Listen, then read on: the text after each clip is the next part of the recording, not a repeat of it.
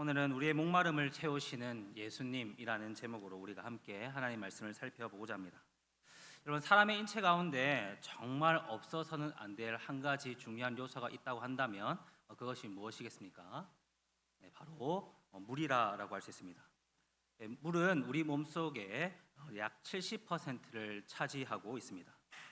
만약 우리 몸속에 물이 1, 2%만 부족해도 우리는 아주 심한 갈증과 괴로움을 느끼고, 물이 5% 부족하게 되면 인간은 반혼수 상태에 빠지고, 물이 만약 12%가 부족하게 되면 인간은 사망에 이른다라고 합니다.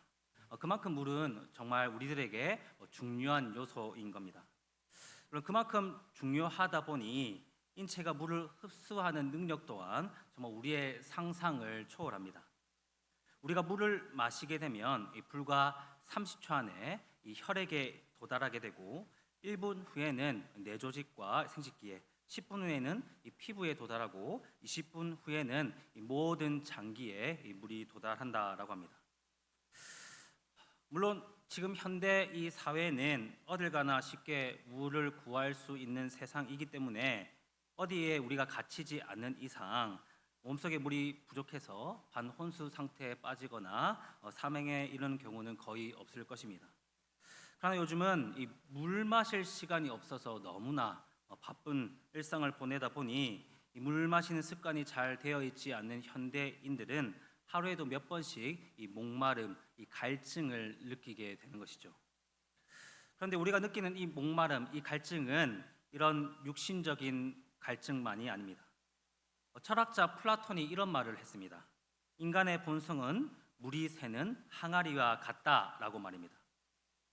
밑에 구멍이 뚫린 이 항아리처럼 아무리 물을 부어도 만족스럽게 그 항아리를 채울 수 없듯이, 우리는 인간은 본성적으로 무엇인가 자신을 채우려고 그토록 노력하지만 늘 만족하지 못하고 목마름을 느끼는 존재라는 겁니다. 사람들은 인생을 살면서 아무리 채우려고 해도 채워지지 않는 뭔지 모를 이 목마름을 늘 경험하면서 살아가고 있습니다. 좋은 사람을 만나고 좋은 차를 타고 비싼 음식을 먹어도 그때뿐이지 우리는 만족함을 느끼지 못합니다. 시간이 지나면 다 시들시들해지고 잠깐의 만족을 우리에게 줄 뿐입니다. 그래서 우리는 가면 갈수록 더욱더 자극적인 것들을 찾게 됩니다. 그러나 아무리 우리가 발버둥 쳐도 우리 인생의 이 근본적인 목마름을 쉽게 해결할 수 없다는 사실을 우리는 느끼게 됩니다. 우리는 근본적인 이 목마름을 해결하지 않는 이상 우리는 여전히 만족을 모르는 삶을 살아갈 수밖에 없다는 사실을 깨닫게 된다라는 것입니다. 그렇다면 여러분, 우리는 이 근본적인 목마름을 해결할 수 있는 방법이 전혀 없겠습니까? 성경은 오늘 우리의 이 목마름, 근본적인 목마름을 해결할 수 있다, 그렇게 말씀하고 있습니다. 그것이 무엇인지 오늘 말씀을 통해서 우리가 살펴보기를 원합니다. 오늘 본문 말씀을 보면 이렇게 시작하고 있습니다. 명절 끝날, 곧 큰 날에. 여러분, 성경은 먼저 오늘 이 말씀을 통하여 특정한 시간에 대해서 우리에게 알려주고 있습니다. 오늘 말씀의 이전 내용을 살펴보면 오늘 본문에서 말하고 있는 이 명절이란 이 초막절을 말하는 겁니다. 초막절, 곧 이 장막절이라고 하는 이 절기는 우리가 너무나 잘 알고 있다시피 유대인의 이 3대 절기 중에 하나로, 속죄일이 지난 5일이 지난 이후에 시작되어서 약 일주일간 진행되는 절기입니다. 유대인들은 이 초막절 절기일 동안 집 밖에 이 초막을 짓고 텐트를 치고 그곳에서 생활하며 광야의 시절, 자기 조상들이 경험했던 그 광야의 시절들을 기억하고 기념했던 겁니다. 그런데 특별히 이 초막절에는 일주일간 반복돼서 진행되는 특별한 의식, 특별한 이벤트가 하나 있었습니다. 그것은 무엇이냐면 바로 하루에 한 번씩 실로암 연못에서 물을 길러와서 이 성전 제단에 물을 붓는 의식이었습니다. 물을 성전 제단에 붓는 의식이 시작되면 이 제사장들은 스가랴 14장 8절의 말씀, 그날에 생수가 예루살렘에서 솟아나리라라는 말씀을 낭독하고 백성들은 서서 화답함으로 말미암아 이사야 12장 3절의 말씀 너희가 기쁨으로 구원의 우물들에서 물을 기르리로다라는 이 말씀으로 화답하게 됩니다. 여러분 이 의식이 6일 동안 계속해서 반복되다가 마지막 7일째에는 이 물 붓는 의식을 연속해서 7번 반복하게 됩니다. 여러분 한번 생각해 보십시오. 초막절에 이 제사장들이 매일 성전 제단에 물을 붓는 의식을 통하여서 이스라엘 백성들은 무엇을 기억하고 기념하고자 했을까요? 그것은 바로 이 물 붓는 의식을 통해서 이스라엘 조상들이 광야를 지나 하나님께서 예비하신 그 약속의 땅에 가기까지 무려 40년이라는 이 기간 동안 만나를 먹이시고 특별히 반석으로부터 물을 공급함으로 말미암아 그의 백성들을 살리시고 보호하신 하나님을 기념하기 위하여 이 의식을 행했던 겁니다. 그런데 여러분 유대인들은 이 하나님께서 자신의 조상들이 40년의 광야 생활 동안 물, 곧 이 생수를 공급하신 이 사건이 단순히 물을 마실 것을 공급하신 사건이라고 생각하지 않았습니다. 그들은 하나님께서 그들이 광야간에서 광야의 생활 가운데 죽지 않고 살아갈 수 있도록 물, 곧 이 생명을 공급하신 사건이라고 그들은 생각했던 겁니다. 아무것도 없는 이 광야 생활 가운데 만약 그들이 하나님으로부터 이 물을 공급받지 못했다면 이스라엘 민족은 광야에서 채 1년을 채우기도 전에 금세 광야의 먼지가 되어서 사라져 버렸을 민족이었다는 사실을 그들은 너무나 잘 알고 있었던 겁니다. 따라서 그 광야에서 이스라엘 민족의 생명을 무려 40년 동안이나 공급하신 그 하나님을 기억하기 위하여서 이 초막절 절기에 일주일간 이 절기 기간 동안 물 붓는 의식을 통하여서 그것을 기억하고자 했던 겁니다.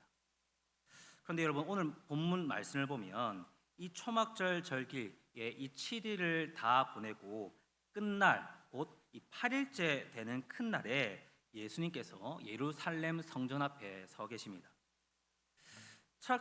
초막절 절기가 끝나고 8일째 되는 날 유대인들은 바로 일상으로 복귀하지 않았습니다. 8일째 되는 날에는 그들은 그날을 안식일처럼 생각하여서 일체의 노동을 하지 않고 이 성전에 모여서 하나님께 화목제, 다시 말해서 하나님께 예배를 드리며 이 초막절을 마무리했던 겁니다.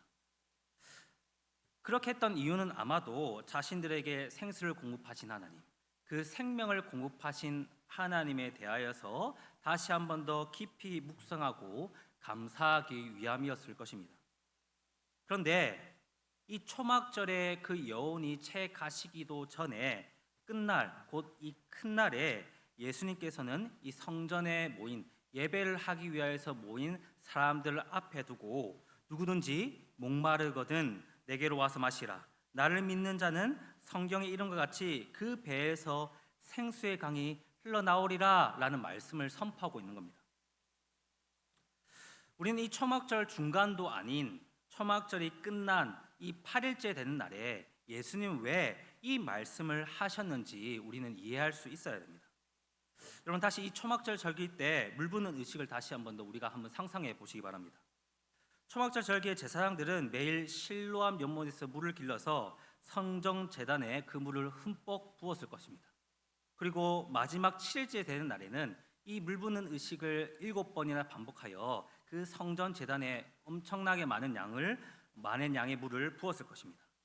그렇게 되면 그 물은 성전 제단에서 자연스럽게 타고 내려가서 성전 제단 주위에 다 흘러가지 않았겠습니까? 여러분 이처럼 이 성전 제단에서 흐른 물, 이 모습은 구약적인 관점에서 보면 정말 중요한 신학적인 의미를 담고 있습니다.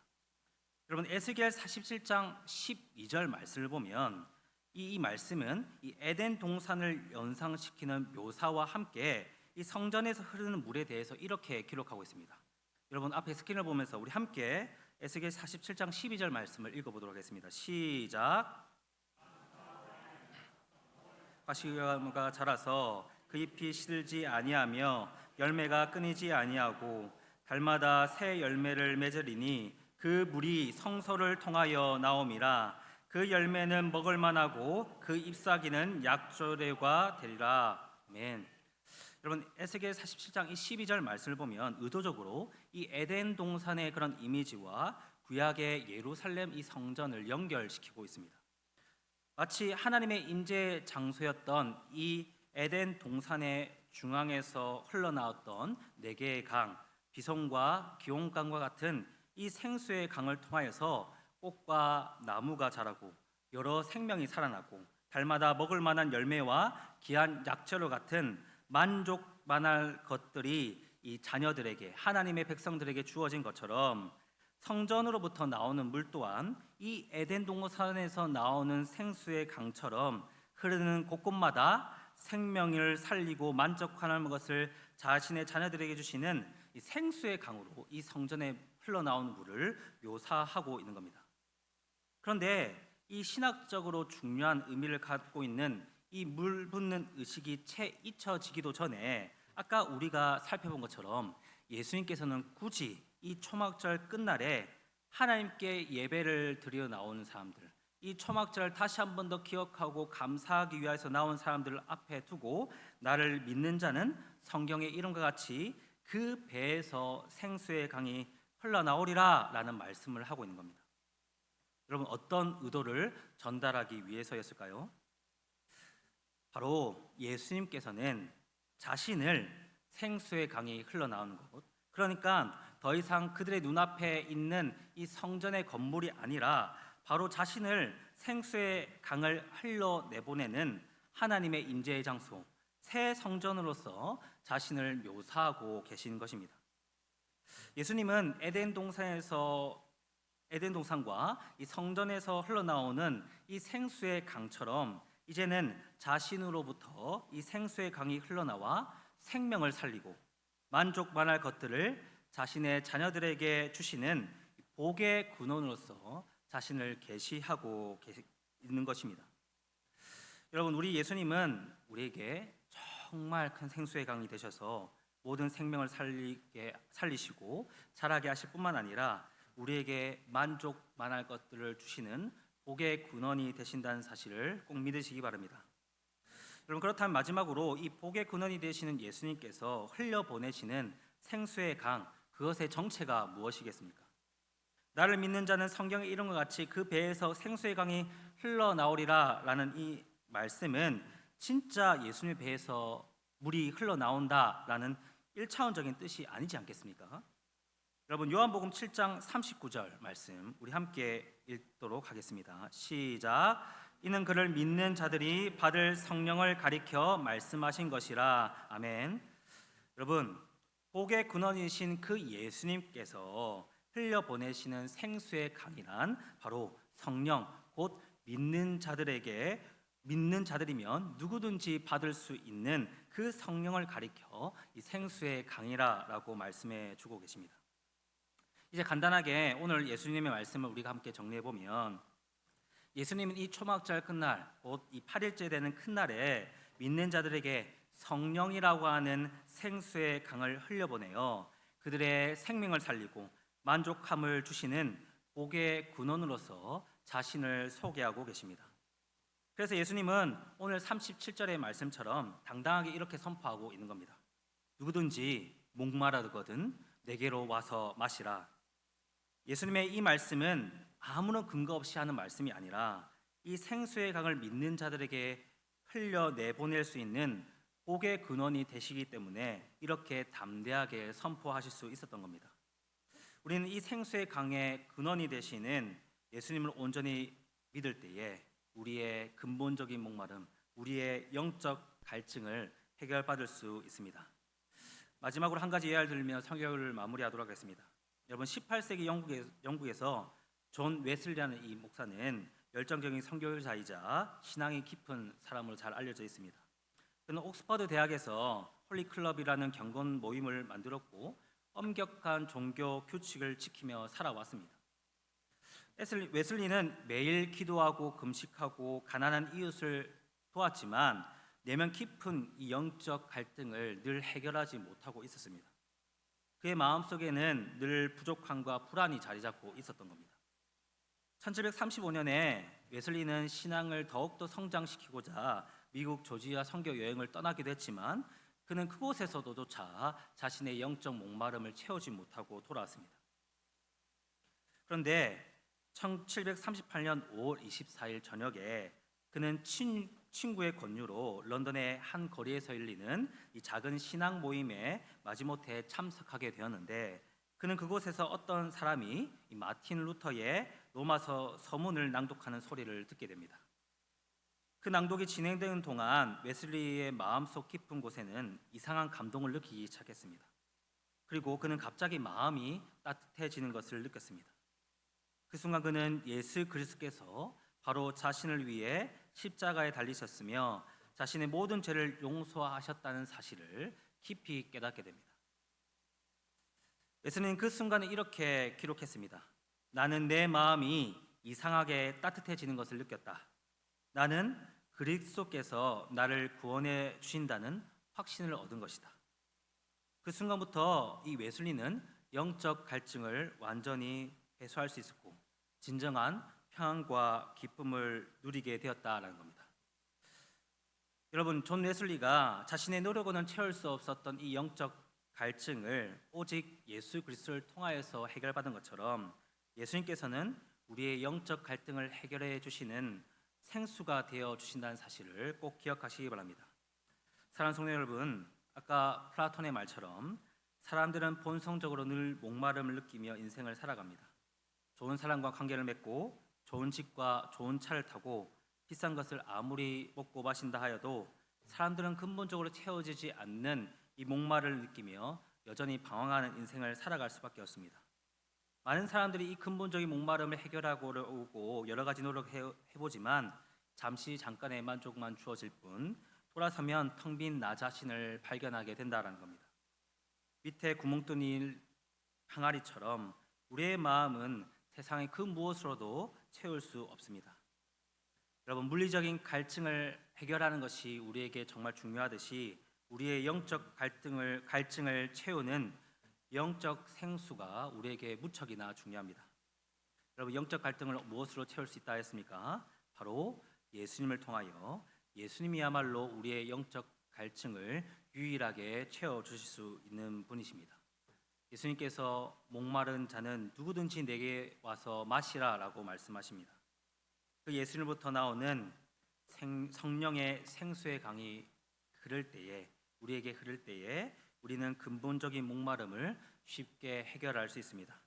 이제 오직 예수님께 나아가 나의 영적 갈등을 채우고 싶다고 결단하고 고백하는 우리 되기를 주님의 이름으로 소망합니다. 오늘 말씀을 기억하면서 함께 우리 내 갈급함 찬양하며 나아가도록 하겠습니다.